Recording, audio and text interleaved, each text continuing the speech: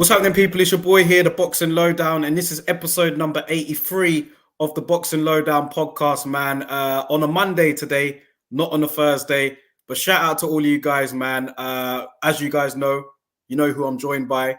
Delighted to be here with my guest, my father, the co-host, the main man in the building. He's repping the shirt today, repping the colors. We've got a massive game today, but we're here to talk about boxing. And let me shout out my co-host here, Laurie, in the building. Another great show ahead. Yep, definitely looking forward to it, man. Strap season in the house, you know what I mean? It's strap For sure. season. For sure. What else has been going on, man? No, I've just been had a good day today. Got up early, went to the gym, did a few things. Now I'm at work, waiting for this game to start later on. Massive game for Arsenal. Need the win, need the 3 points. And yeah, man, it's got that big fight feel about it, this game has. You know what I mean? Yeah, for sure. I don't think we need to underline how important today is. Biggest game of the season, for sure. Oh, so, absolutely. We'll talk some boxing though. We've already got people here in the comments. I understand we are late. We're supposed to start today at 5. It is now 6. Unfortunately, yeah, work as I've started my new role is just tremendously busy. I'm unable to even do the videos at the moment. This is the only platform I've been able to really speak on the channel. But there will be more videos to come. But at the moment, it's just so crazy busy. That's why I'm an hour late today. So I apologize for those. We've got a few people here in the comments as well that have been waiting. Ian Hamilton, he was here bright and early. He said afternoon, all different to normal. But as long as you guys are on, then I'm always ready to watch for sure. Michael Maxwell said here, evening, everyone. Another great show ahead. IB said here, big up, guys. We'll catch up properly later. Why is it that straight after I saw Kovalev win, I instantly imagine Hearn calling out that fight for Buatsi if he wins? We'll touch on that a bit today as well. Shout out to Harvey as well. Well, you never know. Harvey said here, afternoon, gents. I hope you're both good. Big up, Harvey. Always here repping, man. My guy. Let's get straight into it, man. Yeah, first of all, apologies for the delay in terms of the show. But let's get straight into it, man. Last weekend's action. A lot of action to really, process, man. We'll start off with Charlo becoming undisputed champion at 154, knocking out Brian Castano in the 10th round. I believe you had Brian Charlo by late stoppage, maybe, Laurie. I know a few people in the comments did, but great fight, back and forth action until really, I think Charlo started to take over a little bit from the 6th, 7th round onwards. But, both men were hurt. It was similar action to the first fight up until then. But this time, Charlo landed the shot that he was looking for, a left hook in the 10th round, crumpling Castano to his knees.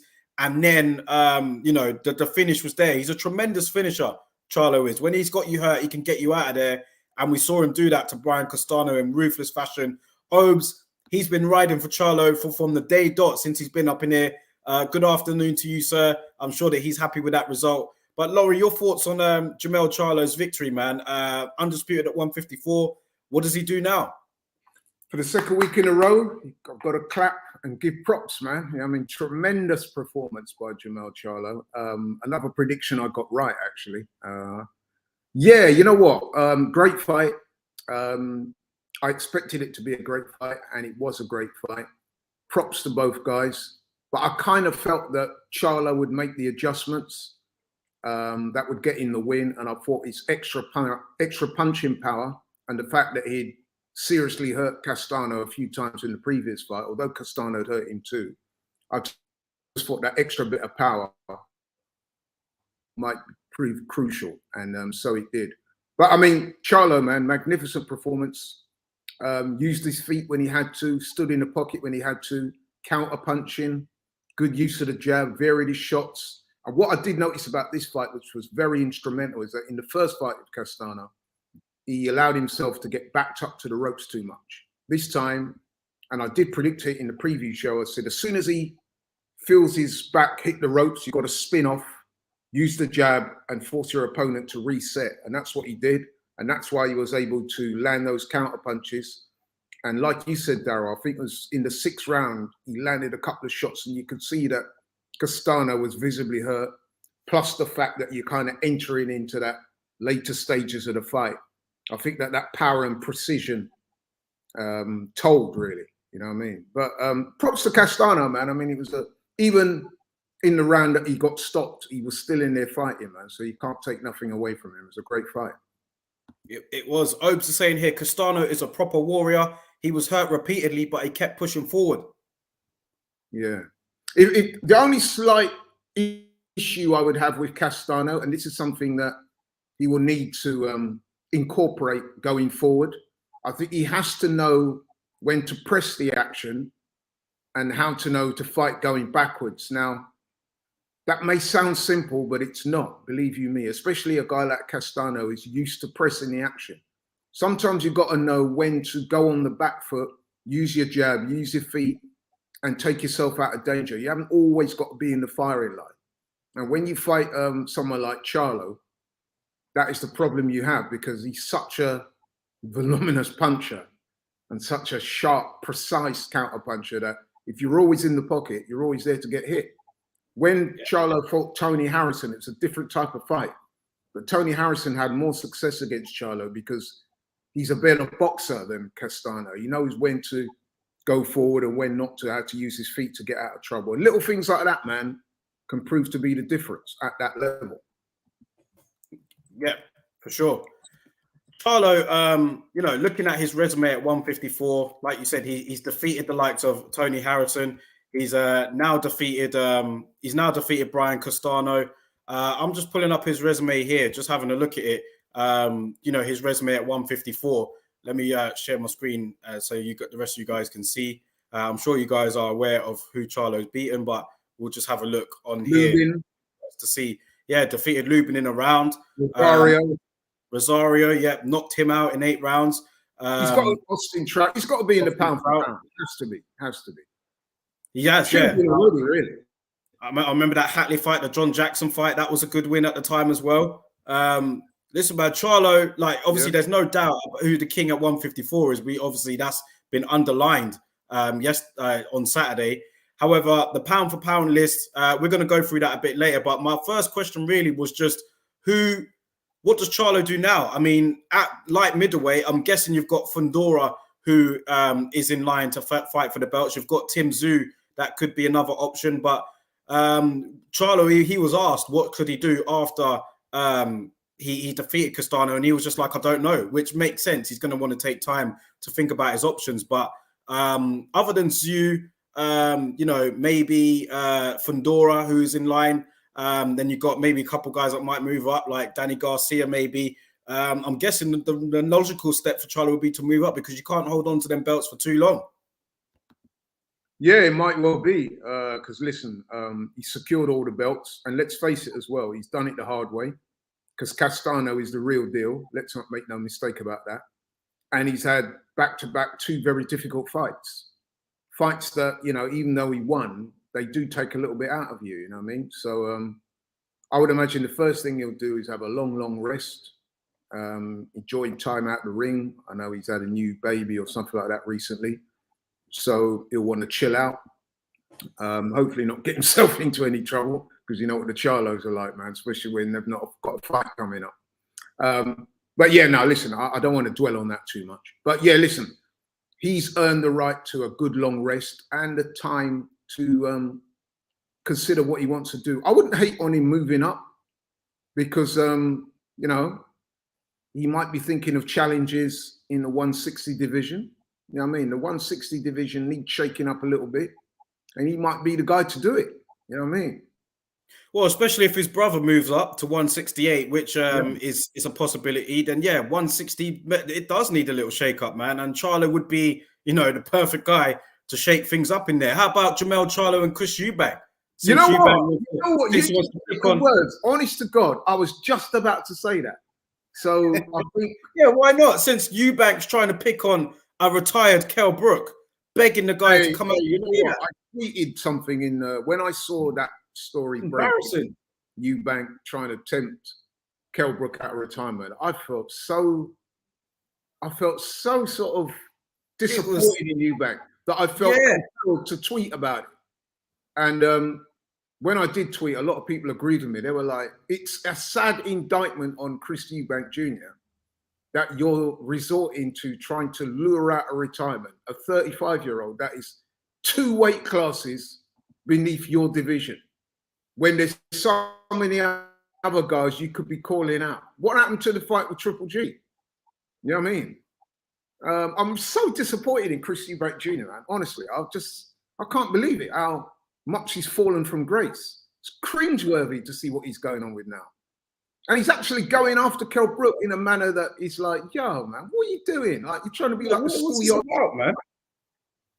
You know what I mean? What is this about? Like a schoolyard bully. Like, you know what I mean? If you don't fight me, I was like, bro, stop it, man. And I've said it on this show before, and 1 or 2 people said I was being a bit harsh. But I wasn't overly convinced with that performance against Liam Williams, bro. I wasn't. Yeah, you dropped him 3 times and stuff like that, but there was also spells in that fight where he wasn't doing much. He spent the last round literally running away from Liam Williams, even though Liam Williams had been well beaten. And I'm still not convinced about this link up with Roy Jones Jr. You know what I mean? There's just so many questions unanswered with that guy. And rather than him humble himself and try and seek those challenges, the ones that we thought we were going to see, you're there calling out a 35-year-old welterweight. And you fought as high as super middleweight when you fought George Groves. You know what I mean? Like, oh, man, it's actually quite sad, though. It's pathetic and it's sad. It's cringeworthy. For a guy like myself who really enjoyed watching him on the come up, I have to say my first thought was, this is sad. This is actually sad. Yeah.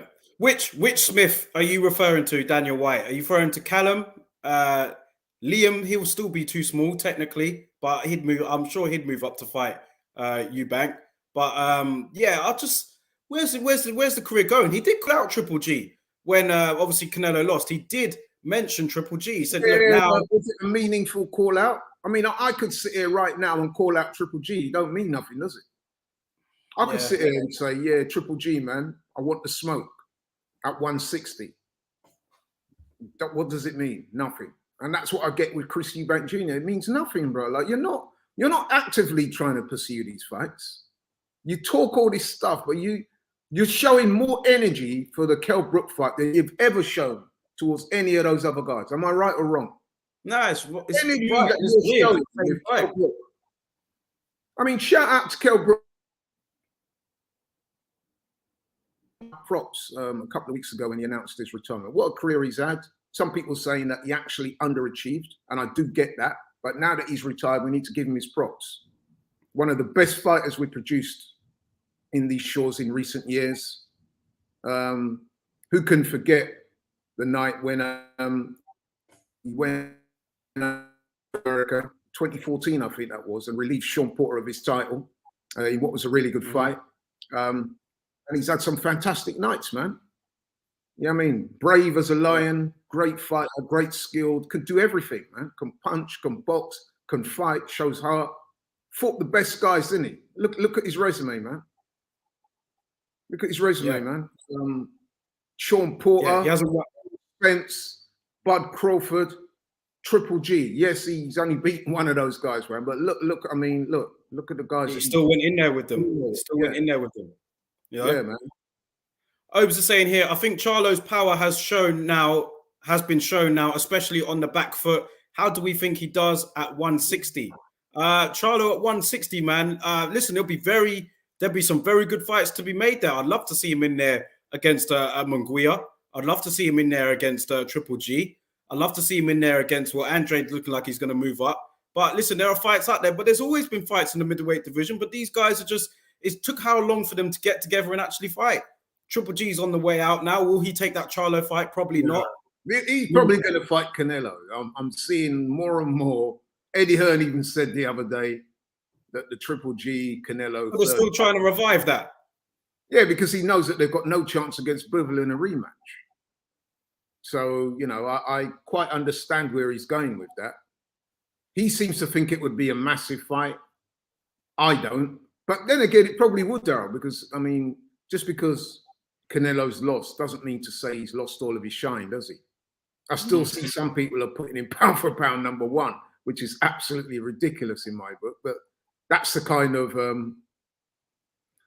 stuff that surrounds Canelo that I've been hitting out against for so long, and it's still going on to this day. But I mean, in terms of the fight with Triple G, yeah, I could see why some people would want to see it. It doesn't do anything for me, to be honest. But as because he suffered such a significant loss, such a crushing loss, let's be honest, man, because forget about the scorecards, he was well beaten by Bivol.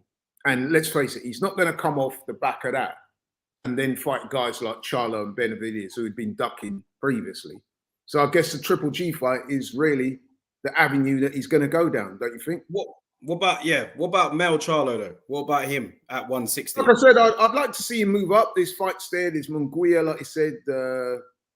Andrade's moved up now, isn't it, to super middle? So that's... yeah, well, that fight with Zach Parker obviously got postponed, and I see that the WBO have actually that fight's not even sanctioned anymore. So I don't know what's going on there. But yeah, you know what? That is probably a good look for Andrade. You know, I must be honest, man, because I mean, obviously we didn't preview the fight because it didn't actually. We didn't get round to previewing it, but when I look at Zach Parker, he's all wrong for Andrade at this stage in his career. So that's probably a good idea that that fight didn't take place, because that is all wrong for Andrade, man. Moving up in weight against a big, strong, hard-punching, athletic, confident young guy, fighting him in his own town.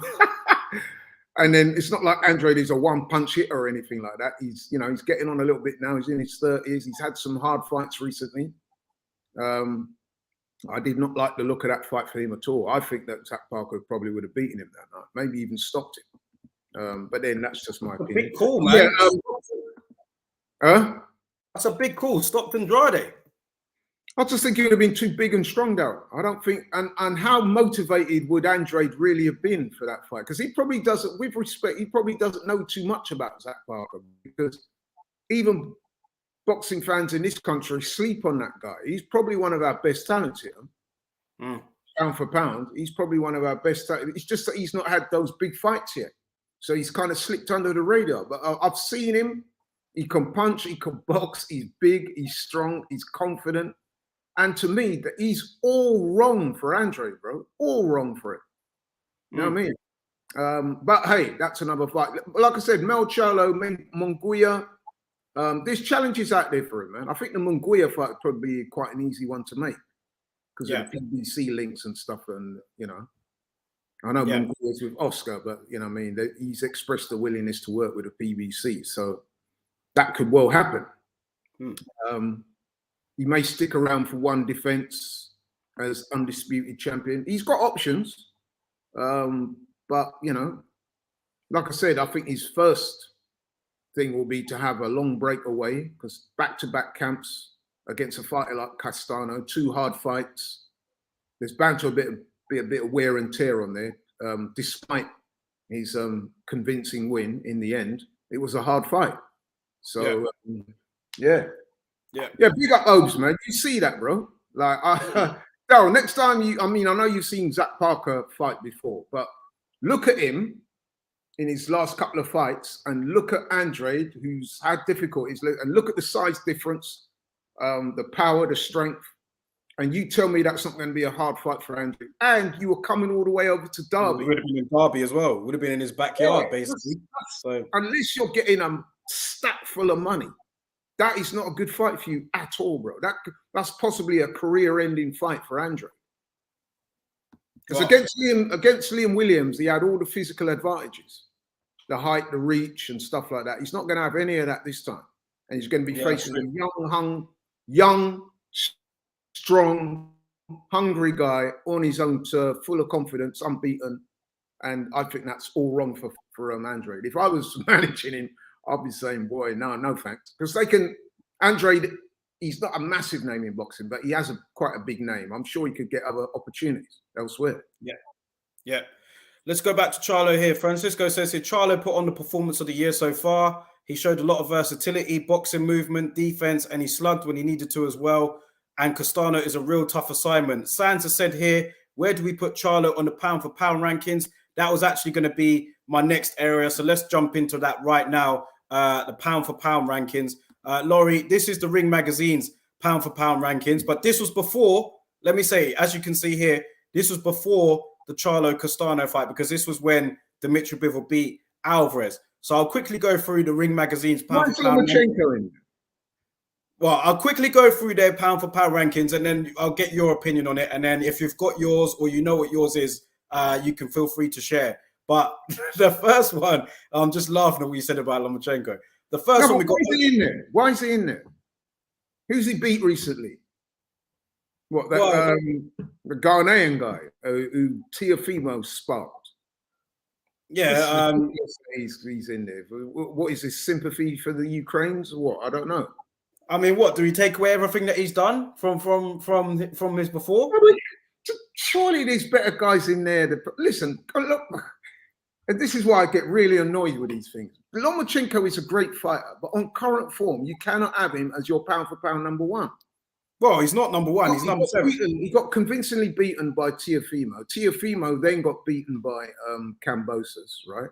He had a comeback fight against Come.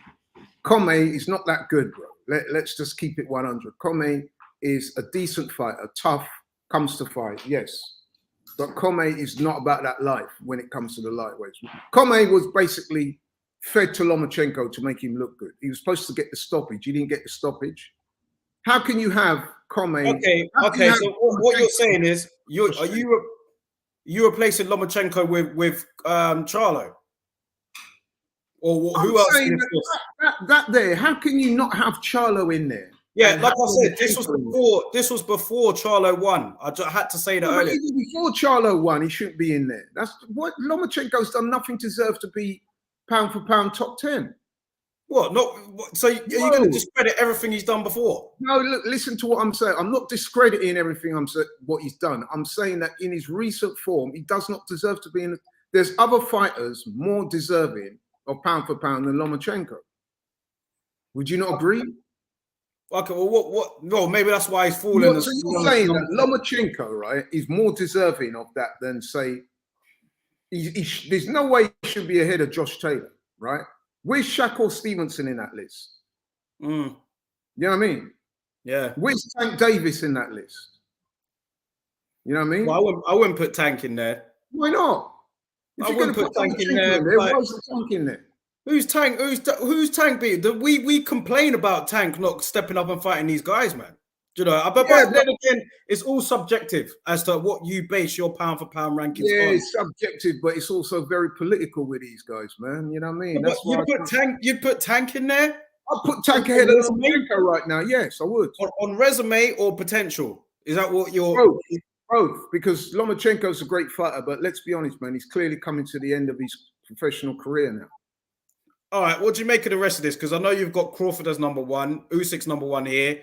You said last week you'd have Crawford as number 1, but you don't argue that too much. Yeah, well, that's what I was going to say. Yeah. Okay, Inoue number 3. I'm not having Inoue as number 3. I'm sorry. No, why? What's his best win? Against Nonito Donaire. Yeah, and that was a fade. That weren't even a yeah. But listen, he is a multi-weight division champion. He did win the World Boxing Super Series. He has looked pretty good throughout. Got great ability. He deserves his high ranking, don't you think? Or I wouldn't have a real argument with him being in the top 10, to be honest. But I would say that I would have other guys ahead of him. He's in most people's top 5, Inoue. Not like you said. I'd have him in the top 10. I'm not so sure in the top. Okay, one Estrada for me. Estrada for me. Spence, Estrada for me. Yeah, I wouldn't have a real problem with I don't know, with Estrada, Yeah, like you said, man, it's subjective. Yeah. So where does Charlo fit into this, if at all? Where does he fit into this for you? Does he crack the top? He's got to be looking at that list there. He's got to be up there, man. You know what I mean? And why is lower half, top half? I think, to be fair, maybe you should give me the most recent list, because that list there is not really. I'm not feeling that list, man. Well, this list was only 4 days ago. No, but I want to see a list since Saturday. Surely they've had time to recalculate. I don't think they have. Yeah, well, I want to see the next list. When we do the show next time, maybe it's fairer to look at it then. Because Charlo has to be on there, though. He has to be. And not only has he unified all the belts, he's beaten guys that are top quality to get there. You know what I mean? Ash is not having the tank shout. Ash ain't having that tank shout from you. Michael Maxwell said here, Loma struggled with Linares. Then he lost to Lopez. He has no title and has a 15-2 record. He's not there, bro. Oh, the speed, the angles. Oh, no one's ever done this before. People still living off that. Daniel White, big up Daniel. He says here, Loma over Tank all day, Laurie. Why is Loma over? Why is he over there? Yeah. Why is that? Because tank, you like the tank shout. Sorry, man. The tank shout is just who's Tank beaten, man? Who's Tank beaten that's warranted him to get on the pound for pound list? He's one of the best fighters in the world today, wouldn't you say?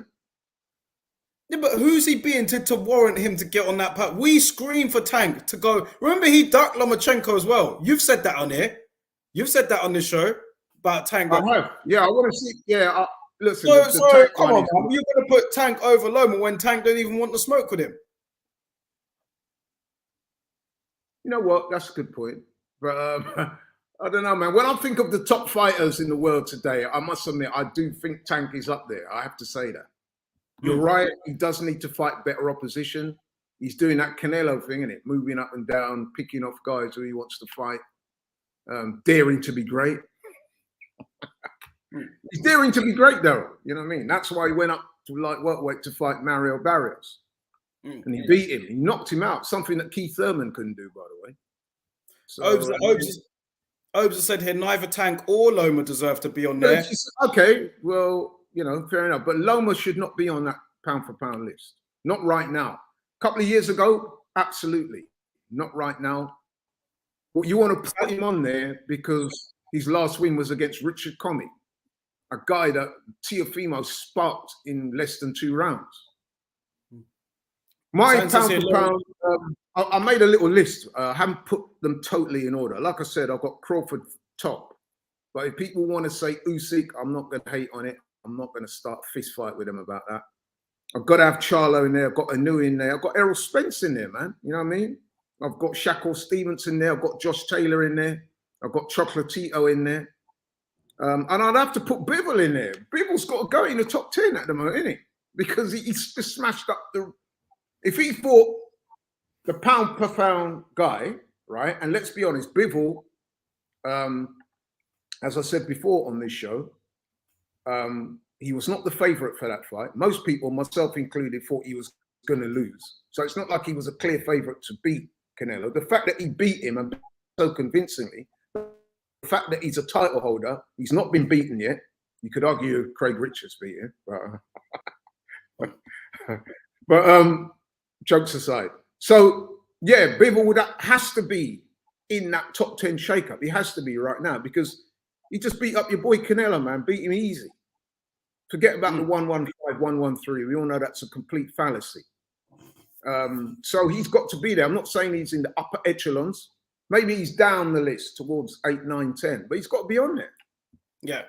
Tank, I think, is a little bit of unfulfilled potential. You're right. He's not really fought the big names, the guys, the stellar names. He's got the best names on his resume. What? Leo Santa Cruz. Yeah, Santa Cruz is saying here. Yeah. And let's face it, Santa Cruz is a great modern day fighter. Doesn't float everyone's boat because he's not got that big sort of aura around him, but he's a very good fighter. And Mario Barrios, okay, it's a bit of a cherry pick, you could say, but it was a very impressive performance when you consider that one of the top welterweights in the world at the moment went in there with Barrios and couldn't do what Tank did to him. So, you know what I mean? Obes is saying here, I think pound for pound has to be skills and opposition beaten. Yeah, I agree. If we're making a skills only list, then Tank is definitely there. Look, Tank's definitely got the potential to be there, but it's just, I can't put him in there based on who he's beaten in the top 10. But to me, he's more deserving of Lomachenko because Lomachenko has not had a big win for a while now, has he? He's not. That's just fact, bro.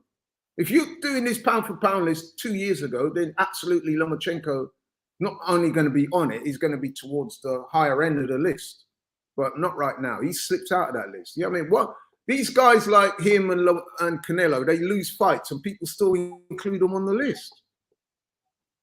And let's be brutally honest, man.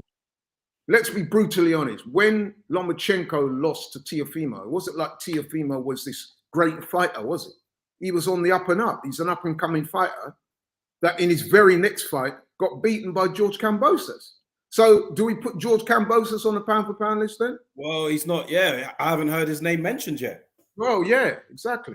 And that's why these lists, man, they're mythical, subjective things that sometimes I think they're only created to create argument amongst fans, man. You know what I mean? Because let's face it, it has no real meaning, does it?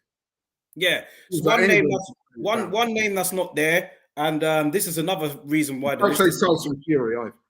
That's who I was just about to say. This is another reason why the list is subjective, because some people don't include heavyweights. So they say Tyson's not on there, but then you look and Usyk's on there.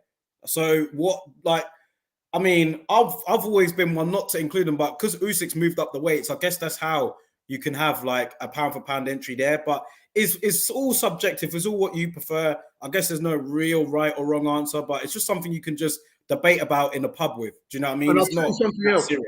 I'll tell you something else. This is my own personal belief, and I do stand by it. I've said it before, and I'll stand by. I know what you're going to say. I know what you're going to say, but go on. If someone has failed a peg test, they should not be on the pound for pound list because you've proven that you're a drugs cheat. So drugs cheat should not get rewarded by.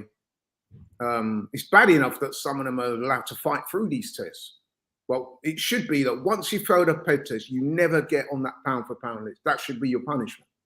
Mm.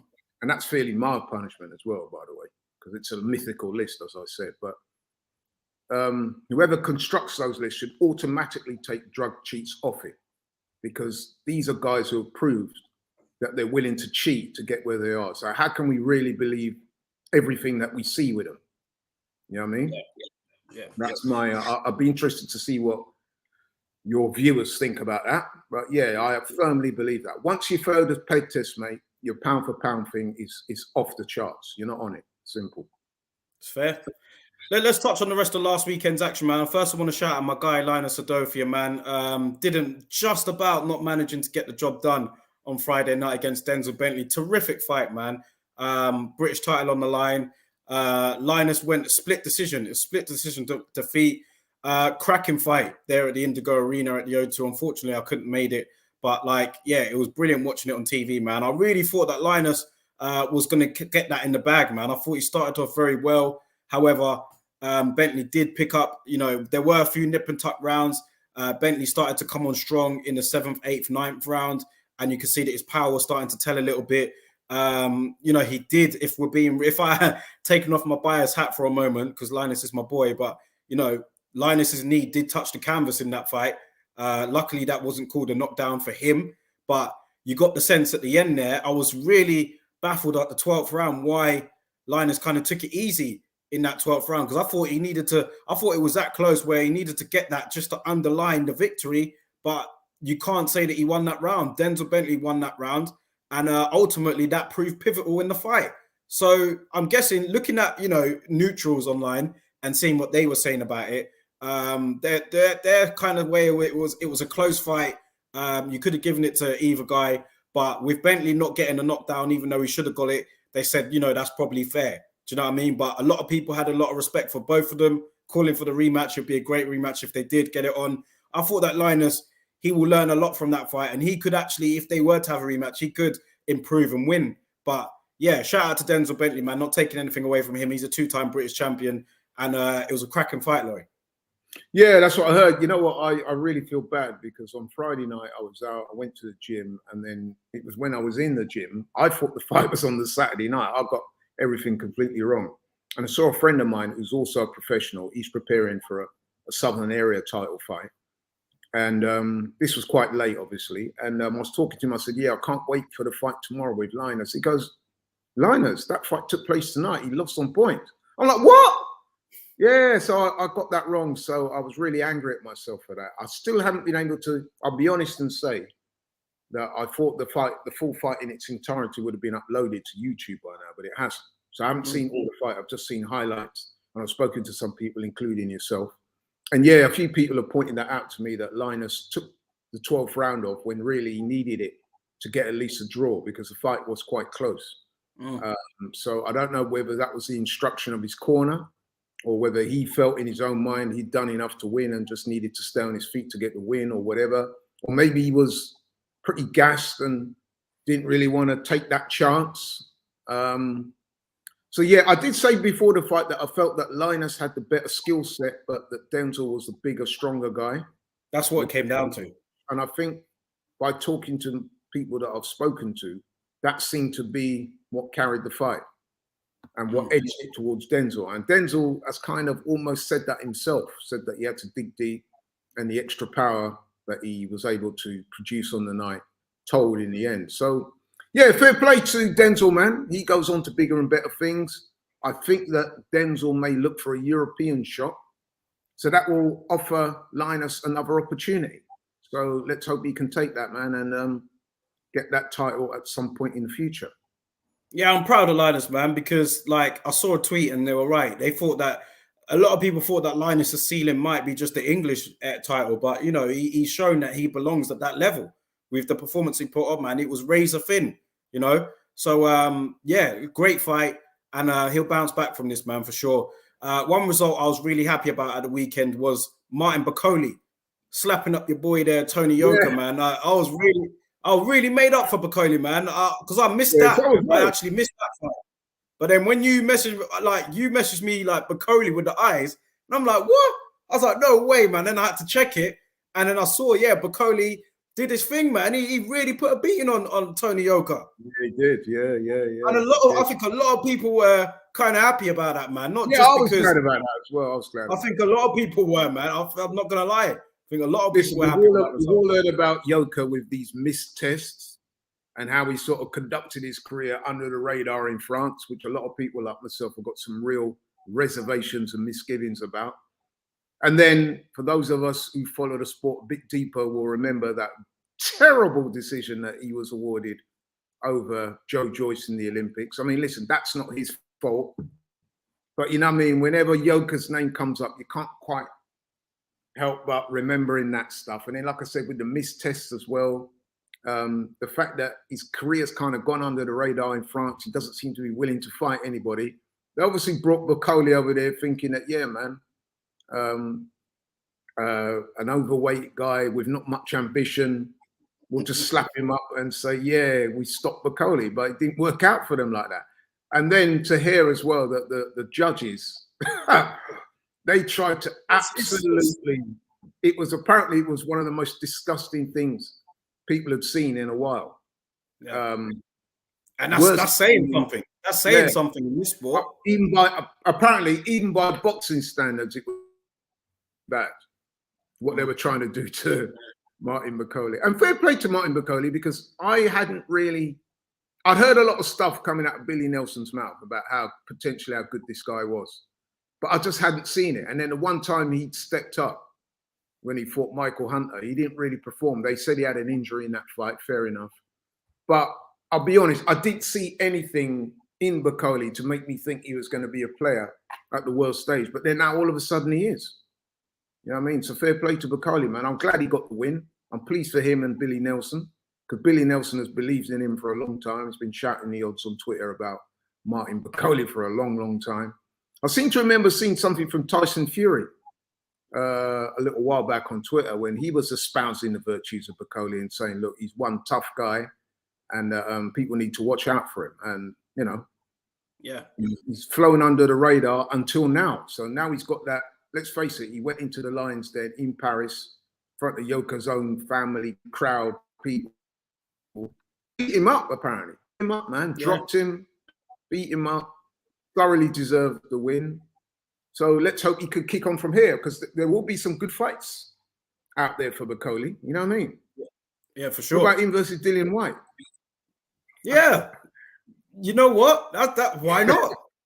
You wouldn't like that fight for one, would you? Well, let's go. let's face it, Dillian's not going to fight any of the young, hungry, up-and-coming guys, is he? No. But a fight like Bakoli's not a mover. The two of them would be in there, you know what I mean, head-to-head, just swapping blows. I think that'd be a very good fight. Bakoli's coming off a big win. Dillian's coming off a big loss. But Dillian will want to keep his name relevant against a guy that has a name. Now, Bakoli has just made himself a name off the back of that win against Yoka. Yeah, yeah. So it should be a winnable fight for Dillian, but whether he wins it or not is another story. Let's go to the comments here. Sans said, yeah, scorecards on the Yoka Bakoli were shocking. Obes said here, that's karma for Joyce. I've been waiting for this day. Daniel White has said here, what's next for Bakoli? Laurie just gave up one answer there. That would be a good fight. Dillian White. Yeah, one of them would be, yeah. Why not? That would be a good fight. Obes has said here, facts, Laurie. I wanted to see him smashed after that Olympic decision. Ian Hamilton has said here, little story. I met Bakoli with his trainer at Parkhead. I just moved to Scotland a few months ago before, and he seems like a very nice guy. I'm glad that he beat Yoka. I think a lot of us are. Yeah. People are, man. A lot of people are. I spoke to a few people on the phone over the weekend, and everybody, well, when I say everybody, it's two people. And both of those guys I spoke to said, yep, karma, you know what I mean? Yeah, glad he beat him. Yoka, drugs cheat, or maybe not a confirmed drugs cheat, but a suspected drugs cheat. Got a gift decision in the Olympics. Hasn't really, you know what I mean, done anything as a pro worthy of note. And was, to some people, thinking he was nicking a living, Daryl, almost. You know, he was sort of going in under the radar. Now, what's interesting, since he lost that fight, he said he's going to get rid of Virgil Hunter, because Virgil Hunter was his trainer, isn't it? Yeah, it was. Yeah. So it seemed like that little association with Virgil Hunter could be about to come to an end. And if so, it'll be interesting to see, does he get himself a French trainer, or will he look further afield? Maybe someone in America, maybe even somebody over here. Because at the moment, the heavyweights over here are, you know what I mean? We've got some good heavyweights in this country, man. Fury. See if he's still active, Fury. Chisora. Joseph Parker's over here now. What? He's adopted traveller, isn't he? So, well, what about Bakoli in the top 10? Where does he rank for you in the top 10? Who? Martin Bakoli. Does he make the top 10? Does he make the top 10 yet for you? I don't think he makes the top 10 at the moment. I don't, but he's got to be in the top 15, 20. Yeah. And the fact that he's beaten Yoka, an Olympic gold medalist, young guy, that would have got a lot of people's attention. You know what I mean? That's a kind of eyebrow-raising win that people think, what? Who's this Bakoli guy? Let me check him out. You know what I mean? So, and like I said, Daryl, a lot of the better heavyweights are from within these shores. Even someone like Joseph Parker, who's now become an adopted traveller. Yeah.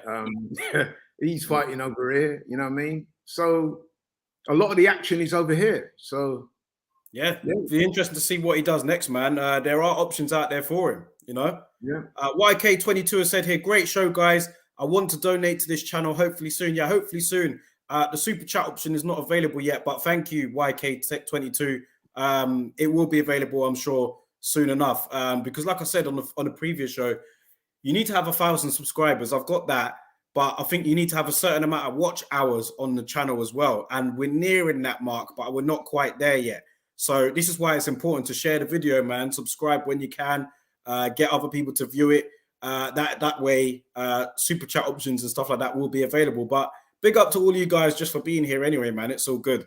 I'm not defined by anything like super chats or anything like that, man. We're just here to talk. So I appreciate you guys just being here. So but big up to YK22, man. Francisco wanted to talk about Zerdo, who was in action last weekend as well. Zerdo wants Bivol, he's saying, and that's because of the style matchup and Zerdo's size. He has a better shot at beating Bivol than Canelo. I agree, but I still give the edge to Bivol because of his boxing ability. I agree with that too. Yeah, I mentioned Zerdo on the show a couple of weeks ago and said that Zerdo was calling Bivol out. So yeah, I'd like to see that too, because I see that Zerdo is moving in on that 50-0, isn't he? Yeah, that's what Oscar De La Hoya is really pushing him towards. Yeah, that 50-0. But it's one thing being 50-0, but it's like we have to take into consideration as well the guys he's beaten. So I think I know he wants to get to 50-0 to try and catch up and eclipse Floyd. But if you look at Floyd's 50, I think there's a big difference in the level of opponents. So it's not just getting 50-0. But listen, it is a landmark because not many fighters do that, do they? Let's be honest. Yeah, I didn't catch his fight against the German guy Berzel, but like he dropped him and stopped him in the fourth, didn't he? But I mean, it was nothing really to. I knew there was a reason why I didn't watch it. Do you know what I mean? Because I just knew that what was going to happen. And there were other fights. Well, he needs an opponent. He needs a marquee opponent. Yeah, I think he does. I think he does. To be fair to Zerdo, he's been calling out Canelo for a while. He's not going to get that fight because, as we all know, Canelo said on the record that even though he's daring to be great, he doesn't want to fight other Mexican fighters. So I'll let that, I'll let that sink in out there. You know what I mean? He don't want to fight Mexican fighters, but he's daring to be great. But anyway, so Zerdo can't get that fight. So he's been calling out Bivol. Unfortunately for Zerdo, he looks the part, like tall, good-looking guy and everything. Unbeaten, very good boxer, speaks well and all the rest of it. But for some reason, he can't quite get the fights. Now, is that down to Golden Boy Promotions? Maybe they should be spending a bit more time promoting Zerdo and less time with that bloody Ryan Garcia, who I see that fight with Pitbull Cruz, that looks like that's not going to happen now. Is that right? Well, I ain't heard anything more to it since. I don't know, man. But I wouldn't surprise me. Over the weekend, I'm not expecting it to happen. I'm just not. Yeah, this Ryan Garcia, man, he's fast becoming a real source of frustration in the boxing business, man. You know what I mean? Like, I've never seen a guy get so much shine without doing anything to deserve it. You know what I mean? When's he gonna? Anyway, so yeah, Golden Boy might want to try and, if I'm Zerdo, I'm saying to Oscar De La Hoya, why don't you spend less time with, you know what I mean, hyping up Ryan Garcia and more time promoting a real world champion, which is me? Don't you think he's got a right to say that? I do. Well, Obes ain't rating Zerdo at all. He says that Zerdo's a hype job. Yeah, well, I think that you're being a bit unfair, Obes. You know what I mean? Because if he was that much of a hype, 40-odd fights in, no one's come close to beating him yet. Don't you think somebody would have beaten him by now? Punch Mullet saying here, what's going on with Virgil Ortiz? Now, Jerome Ennis was in action at the weekend. You know, just destroyed Clayton in 2 rounds, man. But Virgil Ortiz, where is he right now? We know his fight with McKinson was called off.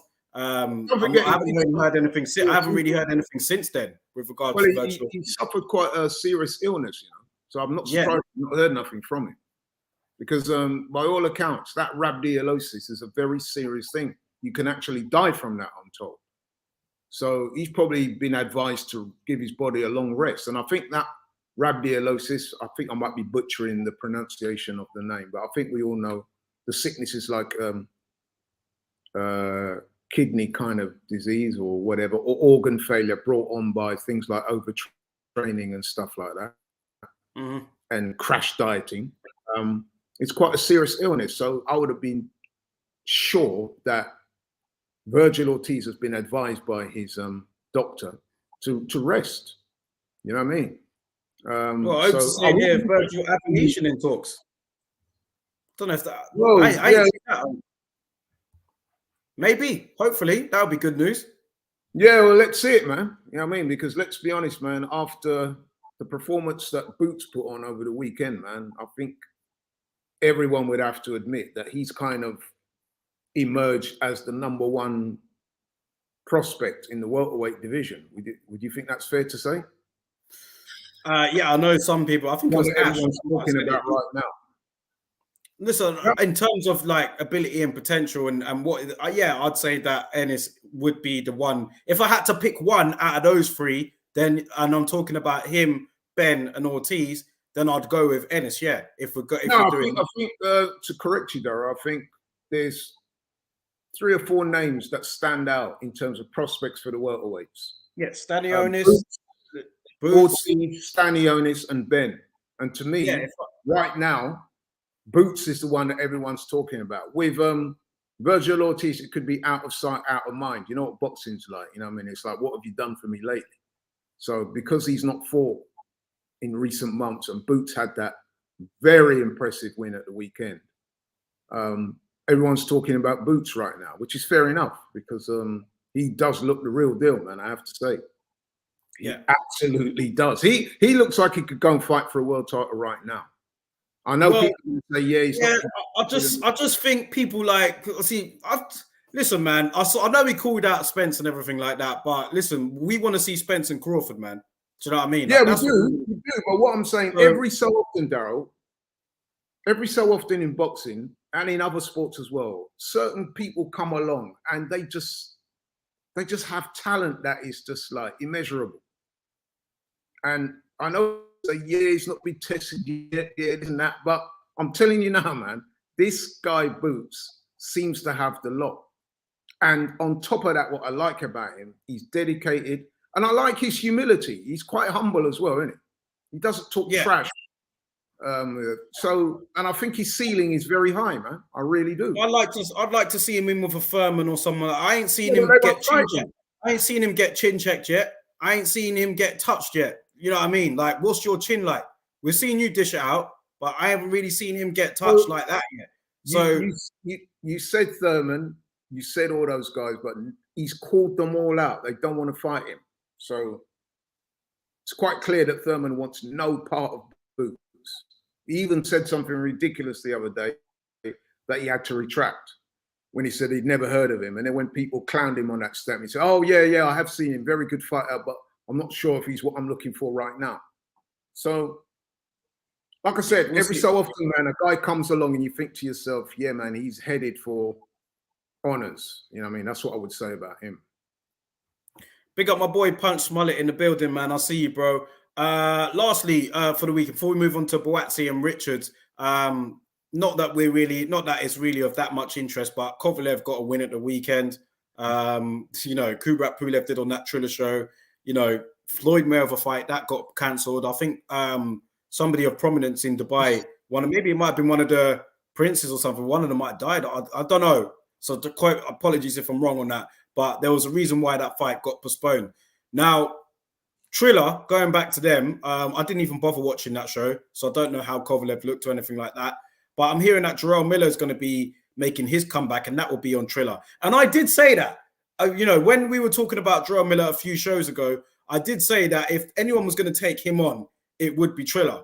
And that is basically what's happening.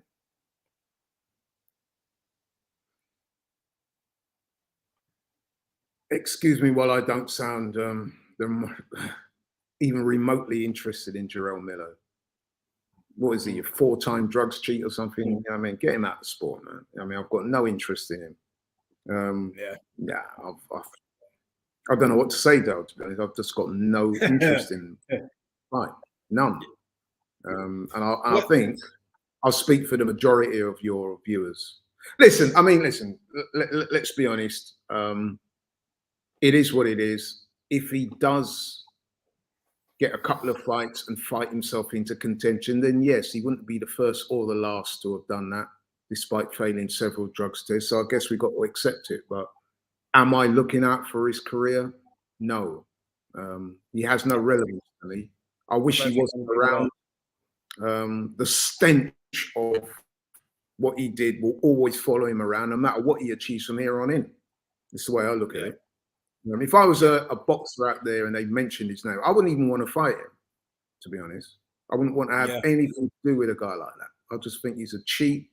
He shouldn't be involved in the sport. Yes, I understand that you have to give people, I was going to say second chance, but him, it's second, third, fourth, and fifth, isn't it?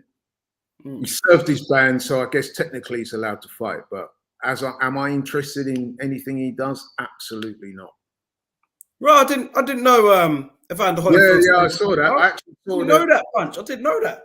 Yeah, that was going around like a meme at the weekend, man. Wow. It goes to show, man, that just because you've got the name doesn't mean to say you're going to get the honors. Shout out to Conor Ben. He's showing that, you know what I mean? Despite that, he's looking good. Holyfield Jr., not quite the same. So Deontay Wilder's brother got knocked out again. Yeah, he got knocked out the other day, didn't he? Yeah. Not as easy as it looks. You know what I mean? It's not as easy as it looks. By a long way. This weekend, man, Craig Richards and Joshua Buatsi, Battle of South London, London Derby, man, going to be at the O2 Arena this weekend. Really looking forward to this. I put it out there on Twitter today about that fight. And listen, people are picking Buatsi, but they're not confident for one, like Obes is saying here. They're not too confident in it because probably part of the reason why is I feel bad kind of continually underestimating Craig Richards or not. You know what I mean? He was right in that face-off that he did. Against Shaq Pitters, people were picking against him there. Against Bivol, they didn't, he didn't win, but, people were writing him off saying he was going to get washed and all that. He didn't win that, but he put up a great effort. Craig Richards has proven, himself, and he's done it the hard way. Are we right to just rule him out here against Buatsi, or, how do we see that fight going? Because, like I said, it's a South London derby. Buatsi is the name. He is the guy that earned his right in terms of having a great amateur career, and he's put himself in a position where he should be lauded by the boxing public. But from that face-off, I just gathered that Craig Richards is looking at it like, boy, man, you know what I mean? Like, I've had to work my way here. I've done it the hard way compared to you. And listen, I'm going to lay it all out there. And I think you can't underestimate. Can I just say something there? When I hear people like Craig Richards, and listen, I do understand to some extent what he's trying to say about the hard way and rare. But come on now. When you say things like that, you're actually being disingenuous to Joshua Buatsi. Because, like, no one ever gave him a bronze medal, bro. You know what I mean? That guy had to work his tail off. Like, they were both amateurs, right? It's just that Buatsi was a better amateur. You can't say, well, you've been given everything. Nah, man. Buatsi earned his place to the Olympics and did very well in the Olympics. And if I remember rightly, in getting that bronze medal, I think he not only beat the #1 ranked guy, he stopped him in that Olympics. So come on now, it's not like he was given. Someone said, "Here, Joshua, we like the look of you, man. Yeah, here's a nice shiny bronze medal, and we're going to use this to launch your professional career." No, he's had to dig down in dirt and work hard for that. So I understand what Craig's trying to say, that yes, Joshua was given the big build up, but he earned that, bro. You know what I mean? That's the thing. I don't like people say, "Oh, given this, you're given that." Anyway, back to the fight. Yeah, I'm really looking forward to this fight, man. Craig Richards, very good fighter, good fundamentals. I like his work ethic. I like how he carries himself. Very decent guy, both in and out the ring. 20 fights? I think he's won 7. He's only lost a couple to Bivol, that disputed. I say disputed in Craig Richards. Go with that, man. But yeah, carry on. And he's lost to Frank Buglioni, and I think he has a draw. But he is a very good, solid fighter with good fundamentals. He does have a lot of heart. He will be in there to test Buatsi. But I must admit, man, I've given this fight a lot of thought, and I see Buatsi winning by late stoppage. I just think that Buatsi is a major British talent. I think maybe the fact that he's gone over to America and conducted a lot of his training there recently, he's not fought that off as often as I would like to have. Maybe he's not attracting the attention that I think he deserves, funny enough, despite what Craig says. But I think a fight like this will bring out the best in Josh, and I fancy him to win. He will be tested, but I think he will get Craig out of there, man, in the late rounds. I'm going for Buatsi. Yeah, I'm just and Michael Maxwell saying here, if Buatsi goes for a knockout, which has been his performances in recent fights, he could come unstuck. He seems to get hit a lot more these days. Would the occasion? He don't strike me someone that I don't think the occasion will get to him or nothing like that. Like we said, he's done it on a high platform already. So I don't think that will get to him. I just think that overall, and this is no disrespect, obviously, of course, because I really rate Craig Richards, but just think Buatsi overall, he's the better fighter for me. Yeah, and I can see what you're saying with the late stoppage. And crucially, he carries a lot of power in either hand. Yeah. And he's also very aggressive. So once he gets people going, he looks to finish them. He's one of those people in boxing. He's a very humble, nice guy outside the ring, but he's a bit of a killer inside it. And yes, sometimes that killer instinct has got him into trouble a few times because he's emptied out the tank, isn't he? Almost trying to get guys out of there, and then got caught himself. But you know, and this is a big night for Virgil Hunter, funny enough, because he trains Buatsi. He had a big upset loss last week. He can't afford to have a big upset loss this week, because let's face it, if Craig Richards does beat Buatsi, it will be seen as a big upset. Yeah, I'm looking for a competitive fight, a skilled fight, a fight that might have some ebb and flow early, but I'm looking for Josh Buatsi is greater skill set. I believe he's got a better overall skill set, and also I think he has a significant edge in the power stakes, and I think that will be the difference. And I think by about 8, 9, 10, man, I think you'll be looking to get Craig out of there.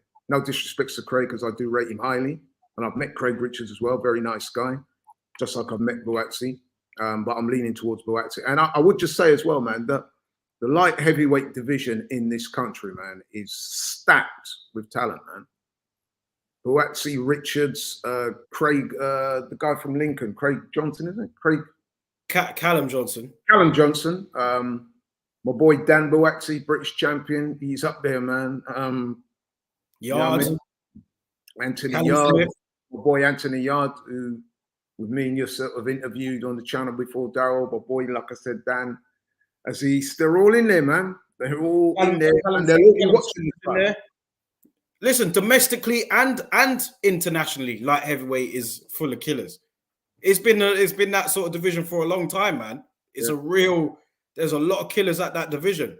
I know for a fact that Dan wants the winner, because I've spoken to him about it. You know what I mean? So I know for a fact he wants the winner. He'll be there. I'm sure he'll be there. I'm sure he'll be there. Yeah. I reckon you might get a few of them there. I think, you could get Yard in there. Yeah. Well, maybe Yard might not go actually, but I think you could get some of them in there. I think he will be there. I think it's one of those fights, man, that if you're a promoter anyway, you will invite all those guys to come to the fight, wouldn't you? Surely. Yeah, you want in the front row. Yeah. You know what I mean? Because, this fight, man, is a big, big fight in this country. Actually, not just this country, around the world, because there's two of the top prospects in the world going head to head. Maybe a little bit incongruous to call Craig Richards a prospect, because he's 32 years old and he's already fought for a world title. But you know what I mean? He's, he's there or thereabouts. He could get another world title shot if he wins on Saturday, man. So yeah, it's a great fight. I have to say, I actually agree. I can't really add anything more to your prediction. I actually agree I actually think that that's how it's going to go. I think that it will be, a great atmosphere for one. I think two, both of them are going to, they're going to carry a lot of pride in the ring. It's a London derby. You could see from the face-off that they both really want this. But overall, I think that as the fight continues, I just think that Buatsi's better skill set, his significantly more punching power that he's got, and just the fact that I just believe he does have better fundamentals, and he has gone long distances before. He has been tested as well. So I just think overall he might put on a very good performance on Saturday night, man. I can see that happening. I'll go with Buatsi late as well. I have to agree with you on that. And one thing I would say about that fight as well that needs to be said. I'm not sure how many people are looking into it. May have gone under the radar, but so Craig Richards, he's trained by the Sims, yeah. And if you notice that when you see those guys that are trained by the Sims, they're always in excellent condition. I mean, I think that's one thing that they really do get their fighters into great shape. Have a look at Conor Benn and see the tremendous condition that he always comes in. And there's been other fighters as well. Richards is one of them. That their fighters are always in excellent condition. So for a fight like this, you can imagine that this is like another world title shot for Craig Richards. It is for Buatsi as well, and I'm not saying he's not going to be in great condition, but I think it's worth noting that the Sims guys, whenever they fight, man, whenever I hear a big fight and I realize that one of the fighters has been trained by the Sims, I always think to myself, at the very least, the Sims trained fighter is going to come into that ring in excellent condition. So I think that's a point worth noting as well. Two last things before we go, man, because I know we've got to wrap it up soon. I wanted to get your thoughts on the fact that AJ and Usyk is looking like it's getting closer. It's looking like July 23rd would be the day, and it's looking like it could take place in the Middle East. So, your thoughts on that, man, with that fight being in the Middle East? I'm a little bit disappointed, to be honest, if it's in the Middle East. I'd love to see the fight take place in this country. It's not going to take place in Ukraine, is it? Let's be honest. But having said that, I just want to see that fight happen. You know what I mean? It's a fight that needs to happen.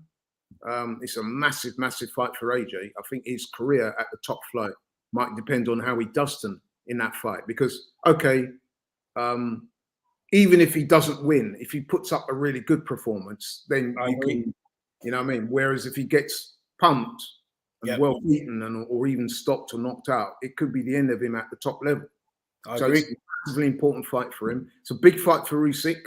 And it's a big fight for heavyweight boxing, because there's a lot of people out there, I've seen it online, that are suggesting that if Usyk beats Joshua again, then the natural fight should be between him and Fury. Of course. Some people are actually suggesting that the reason why Tyson Fury is so quick to announce his retirement is that he doesn't fancy it with Usyk. Now, listen, man, I'm not saying that. I just want to make that clear. But I've seen a lot of that conjecture on social media. Well, so, he's not. He ain't given up the belt yet, has he? So what? What is he doing? What is he doing? So, if you look at social media, though, a lot of people in the Usyk camp are suggesting that the reason why Tyson Fury is so keen to retire is that he doesn't fancy it with Usyk. Now, like I said, I'm not saying that. But if Usyk beats Joshua, you can just imagine the narrative that will be coming out after that fight. Because let's be honest, man, Fury cannot claim to be undisputed while Usyk is beating Joshua and holding those belts, can he? Well, it's a fact. He's not undisputed. It's a fact. You know what I mean? He can say he's number one. He can say he's number one, but he can't say undisputed. Exactly. It's like the Errol Spence Crawford. Yes, Spencer's got the majority of the belts, but until you beat Crawford, you can't be seen as the numero uno at that weight. And it's a bit like Fury. We can say, yeah, Fury's resume, he's beaten Klitschko, he's beaten Wilder 3 times, he's beaten Dillian Whyte, all very impressive performances. But at the end of the day, man, whilst Usyk's out there doing what he's done, and he does have the majority of the belts, doesn't he? Yep. The WBA, IBF, and all them versions there, then he's in the shake-up. Yeah, I've just my thoughts on it being in the Middle East. I have to agree, man. It didn't exactly. Do you know what I mean? I don't think any boxing fan was really like, "Oh wow, this is taking place." There's nothing new. Do you know what I mean? Like, we've seen fights take place in the Middle East. It's just, I don't think that does anything for anyone other than the fighters and the promoter. It doesn't do anything for. All about Mike. All about. Yeah, it's like, listen, I get it. Like Middle East is, and it does deserve to have fights over there, like everywhere else in the world does. But you're not doing nothing groundbreaking having them fighting in the Middle East. It's not like it don't have the same sort of appeal as it did, you know, before when AJ fought Ruiz out there. We're like, well, man, that's something different. Like now, it's just like, oh, whatever, man. Do you know what I mean? I'll just watch it on TV then. I just think that a fight of this magnitude, right? I just think it would be better over here. Yeah, I mean, wasn't there some demand for over there? There weren't no demand or anything like that for. But what it is, I've got nothing against fights going on in the Middle East, because there is a market for boxing in the Middle East, and boxing is a global sport, so it should go around the world.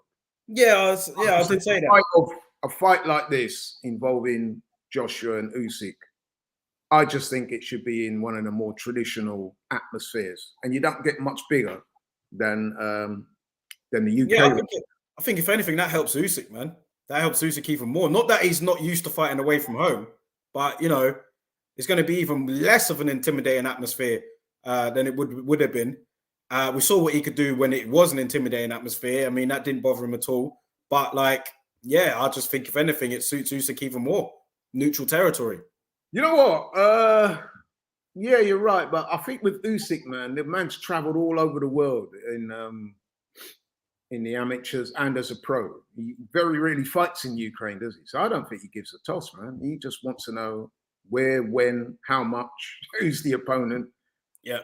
And he's that good that I think he really worries about that. You could see by Usyk's demeanor, even when Tyson Fury's tried to, you know what I mean, sort of verbally have a pop at him and stuff like that, you see him laughing. He doesn't really take all that stuff seriously. He's a very sort of, you can see why he's so good in the ring, man. Nothing really phases him, does it? I remember his demeanor when he was when he came over here to fight Joshua. It was like it was just another amateur fight for him, bro. You know what I mean? Yeah. He's got that innate belief in himself that comes from boxing when he's been a little kid up until now, winning, you know what I mean, tournaments and titles and world championships and you know what I mean. He's just a born winner, so it doesn't faze him. When it comes to boxing, man, he's got that on lock. So, you know what I mean? Yeah, so he is the ultimate road warrior, man. So, but from a personal perspective, I'm pretty sure most boxing fans would say they'd rather want to see it in Britain or maybe in America rather than the Middle East. But I do get it. Boxing is a global market. It's a global sport. So hey, it is what it is. But hey, man. Big up Ronald Finkley in the chat here. Marley Worth, good seeing you here, bro. Daniel White, big up all of you guys, man. Lastly, before we go, because we do have to wrap it up now, Amir Khan announced his retirement literally a day after the show last week, so we didn't get to discuss it then. But yeah, Amir Khan, good decision, a week after Kell Brook. But yeah, listen, I think there was something in that. You think there was something in that, like Amir Khan trying to like have the last sort of say on that? I don't know, man. It's just initially, the reason why I say that is because initially he looked like he was going to fight on. There was talks about him fighting other fighters. Well, I think he's made the right decision anyway. He's definitely made the right decision. Yeah, I think we can all agree with that, man. But listen, when you look back on Khan's career, man, listen. 17 years old, this guy's been in the limelight when he went to the Olympics for us over here. And do you know what I mean? He carried the nation on the shoulders at that point because he was our only boxing representative at the Olympic Games at the time. 17-year-old kid. He helped bridge relations between, you know, different groups in the country as well at that time. So he's been in the public spotlight for that long. He's given us thrills and spills in the ring. He's won world titles. He's got an tremendous hand speed. He had made a lot of money. The guy, you know, overall, man, you know, you look at Khan and yeah, he's had a few losses in his career, but overall, he really did help transcend the sport for this generation. Yeah, I echo all of that. I mean, I remember 2004 Athens Olympics, got this like very skinny kid from Bolton. And I'd heard a little bit about him before the Olympics, but when I saw him, I was like, wow. And I remember there's a few of his opponents in that Olympics. He stopped them as well. And he only lost in the final to a Cuban guy that was well-renowned at the time, you know what I mean? And then he fought the Cuban back in England a few months after the Olympics and beat him. But yeah, man, a great career. It's had slightly sort of controversial career when in terms of some of the stuff that's followed him outside the ring. But listen, man, I mean, he's had his critics, but one thing you can't say is that he wasn't a great fighter. He's one of the best fighters we've produced in this country in recent times, without any shadow of a doubt. He had the heart of a lion, super fast hands, great feet, could punch as well. Didn't have the best chin, but what he did have, though, was a lot of heart. He was a real warrior. So you can't really knock him. He had a great career, man. I look at some of Amir Khan's wins, man. There were times where he was just phenomenal. Like, remember when he beat the crap out of Zab? You know, beat up Zab. Paulie Mallon, Devin Alexander. Do you know what I mean? Marcus Maidana, that was a great fight. I can remember as far back as when he beat one of the Luton guys, Graham Earl. Absolutely. Graham Earl, yeah, he beat Graham Earl. Yep. Yeah, so yeah, man, he's had a great career. He will go down as one of our modern day great fighters. I know that he's not everybody's cup of tea, but you know, you know what it is, like that's boxing for you, isn't it? Boxing has a very like wide ranging characters. It's the nature of the sport. Like I said earlier with Charlo, he's not a guy that I like outside of the ring, but inside the ring, you can't knock him for what he's done and what he's doing. Great fighter, but do I like some of the stuff he does outside the ring? Absolutely not. And so it's the same with a lot of these guys. You know what I mean? Same with Amir Khan. Same with Kell Brook. He had his problems outside the ring too. He didn't always conduct himself the best. Tyson Fury. You know what I mean? Yeah. So this goes on. In the ring, though, you know, like he proved his worth, and you know he's enjoy retirement. That's what I say. Yeah, man, that's what I would say too, man. Enjoy retirement. I'm sure he will prove, and we're seeing it already, because you've only got to hear what some of these young guys. A lot of the Asian guys now on the come up, they will reference Amir Khan straight away and say, "Look, you know, he was my inspiration," and that's great. Yeah, it's great. Yeah, you sure. get people from other races inspiring their people of their own culture to take up the sport and try and achieve big things. It's a great thing for boxing. You've seen it with people in the Far East. They reference Manny Pacquiao. You know what I mean? You've seen it with black people. You know what I mean? Ali and countless other fighters down there. You see it with Mexicans, with Julio Cesar Chavez and Oscar De La Hoya and Canelo and people like that. And the list goes on and on and on. You know what I mean? I noticed that there's been a Kazakhstani fighters recently. They always talk about Triple G. So, you know, you get that over here with guys of Asian extraction. They always seem to mention Amir Khan. The Azim brothers at the moment, they always mention Amir Khan. Yeah, they do, yeah. So, yeah, man, it's a big thing. Listen, man, I wish him all the best in retirement. He's earned it. Yeah, man, I hope he has a healthy, happy retirement. I hope he don't come back, though. That's one thing. Now that him and Kell Brook have announced their retirement. Hopefully. And don't do what Floyd's doing either. Well, I think Oates has got the right. I'd like to see him become a promoter if he is going to stay within boxing. I know Brooks said he's going to stay in boxing, but yeah, I'd like to see him become a promoter. He does have Khan Promotions anyway. He does have a gym up north, but yeah, maybe open up a couple more, sign some guys. He could attract a lot of good young talent, man, for sure. He's still got that. Yeah, and they don't have to be Asian either. No, they don't have to be Asian. I'm just saying in general, yeah. In general, I think. I hope he does. But I hope he doesn't come out of retirement, and I hope he doesn't go down that route that Floyd's doing. Because I did hear him say the other day that who knows, somebody may offer him X amount. Yeah, I could see him doing that. I could definitely see him doing that. Yeah. Maybe as a one-off, but I hope he doesn't do what Floyd's doing now. Because what Floyd's doing, man, I don't know about you. No, it's not just Floyd, is it? It's not just Floyd, is it? Ricky Hatton now, he wants to do an exhibition match, doesn't he? Yeah, it's becoming an annoying trend. Yeah, we don't want to see that. Once you're retired, retire, man. Like I said, if you want to stay in the game by being a manager, promoter, or a trainer, where you're actually giving back to the sport in a positive way, not just coming back so you can earn, you know what I mean, excess amount of money, just nicking and living, basically, like Floyd is doing. Or as Floyd likes to say, robbing the bank. You know what I mean? This man's not even humble with it. You know what I mean? He's telling you straight out, I'm robbing you. You know what I mean? Like Marley saying here, Khan did kind of already do that. He did with that Billy Did fight. That's what I was thinking about as well, Marley, in there. But he was active at the time when he fought Billy Did. That was not really. Fight. Yeah, technically he was, but he wasn't really. But yeah, I get what you mean. Fight on his record. Yeah, I suppose so.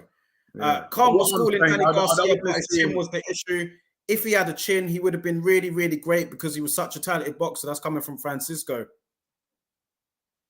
Yeah, you're right. But then having said that, if he didn't have that blazing hand speed and the excellent foot speed and the heart of a warrior, then he wouldn't have achieved what he achieved either. So there are very few fighters that have everything ticked.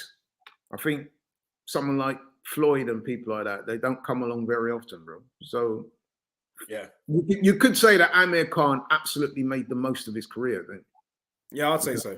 Two-time two-weight world champion, involved in several big fights, and always covered himself in glory. So there you go, man. He had a great career, amateur and pro. Well, Listen, guys, we're going to wrap up here for today, man. You know, got to get you ready for the game coming on very soon. And listen, I just want to say massive game, man, for us, man. So hopefully we have some better luck after the last show. Stefan was on there. He kind of jinxed us with his prediction, but hopefully it's a better one for us today. Obes is saying here, let's go Toonami. That's not what we want to see. But big up to everybody in the chat, man. Hit the like button, share the video, subscribe to the channel if you haven't already. And yeah, we'll be back. We're not going to be here on Thursday, but I'll be doing some more videos throughout the week. I'll do my best to. And until then, guys, I'll see you guys at the weekend. Me and Laurie will do a show after Buatsi-Richards. But good to see you all here. Big up, Marley. Laurie, I'll let you close it out. Yeah, thanks everybody for tuning in. Really enjoyed the show.